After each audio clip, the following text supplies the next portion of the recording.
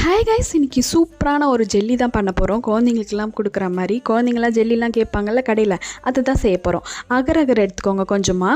இது பேர் வந்து கடல் பாசின்னு சொல்லுவாங்க. சூப்பர் மார்க்கெட்டில் எல்லா இடத்துலையும் கிடைக்கும். கொஞ்சமாக தண்ணி ஊற்றி நல்லா லிக்விட் கன்சிஸ்டன்சிக்கு அது கரைஞ்சிரும். நெக்ஸ்ட் என்ன, நிறைய நட்ஸ் போட்டுக்கிட்டேன். சூப்பராக நல்லா டேஸ்டியாக இருக்கும்ல, அதனால் கொஞ்சம் கொரன்னு அரைச்சிக்கோங்க. கட் பண்ணி கூட போடலாம், உங்களோட சாய்ஸ் தான். நம்ம கொதிக்க வச்சுருந்தோம்ல அகர் அகர், அதில் போட்டுக்கலாம். கொஞ்சமாக சுகர், கொஞ்சமாக ஏலக்காய் போட்டுக்கோங்க. நான் சும்மா ஃப்ளேவருக்காக கொஞ்சமாக பாதாம் சிரப் ஆட் பண்ணிக்கிட்டேன். ஸோ நெக்ஸ்ட் வந்து ஒரு பிளேட்டில் ஊற்றி வச்சுக்கோங்க.